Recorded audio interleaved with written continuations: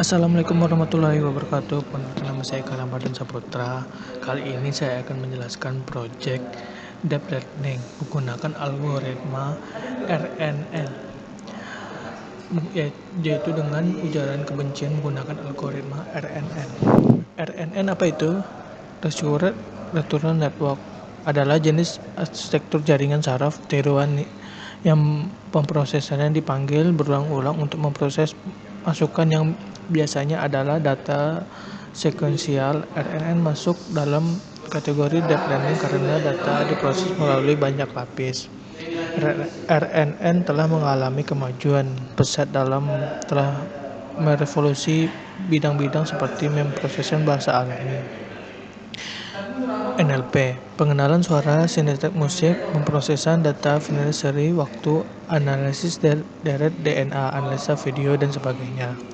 Selanjutnya, ilustrasi RNN memproses input secara sekuensial, sampel per sampel.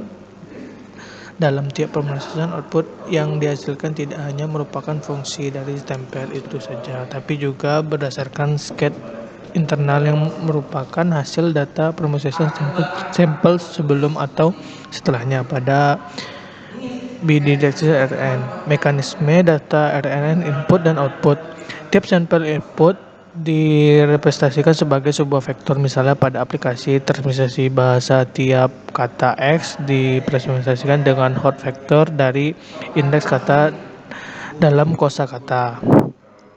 Bidirectional RNN adalah jaringan nasional berulang yang arah menghubungkan dua lapis tersembunyi dari arah yang berlawanan ke keluaran yang sama. Dengan bentuk pembelajaran mendalam generatif ini, lapisan keluaran dapat memperoleh informasi dari kata, keadaan, masa lalu, dan masa depan secara bersamaan. Gen adalah kerangka kerja yang dapat digunakan dalam skenario seperti pembuatan gambar, skematik, pembuatan teks, argumentasi data, chatbot, pencarian informasi, dan pemilihan informasi. Sebelum munculnya gen, model generasi dalam membutuhkan rantai Markov atau estimasi kemungkinan besar maksimum yang dapat dengan memudahkan penyebab banyaknya masalah probabilitas yang sulit. Melalui proses permusuhan, gen melatih generasi G dan di ilustrator G secara bersamaan untuk kedua belah pihak memainkan permainan. Ilustrator D digunakan untuk menentukan apakah suatu sampel nyata atau dihasilkan oleh generator G. Generator G digunakan untuk mencoba penghasilan sampel yang tidak dapat dibedakan dari sampel nyata oleh diskriminator gen. Mendekati BP matang algoritma untuk pelatihan.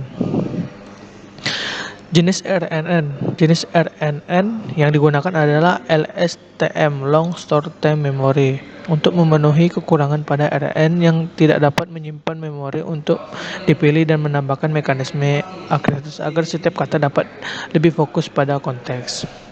Baiknya, selanjutnya kita akan lanjut ke project RNN menggunakan Google Colab.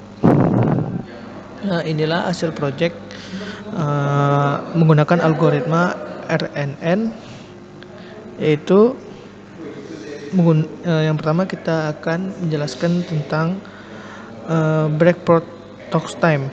Berlawanan dengan jaringan saraf umpan maju, RNN dirincikan kemampuan pengoleksian informasi masa lalu yang lebih lama sehingga sangat cocok untuk model frekuensi. BPP mengeluarkan algoritma BP bisa agar sesuai dengan arsitektur saraf berulang. Seperti inilah codingannya. Kita masukin codingan inline dan kita import data seperti nami as ke np, import pd as pd, seperti itu. Selanjutnya kita masuk ke IMM PDB, Sensitive Main Classical Tags. Ini dia codingannya. Nah, guna codingan ini yaitu kumpulan data untuk klasifikasi sistem biner yang berisi jauh lebih banyak data daripada kumpulan data patokan sebelumnya. IMBM menyediakan set 25.000 ulasan film yang sangat polar untuk pelatihan. Ada data tambahan stable digunakan, teks mentah, format block yang sudah diproses yang tersedia. Ini hasil data yang udah terklarifikasi sentimen. Beginilah project dari algoritma RNN.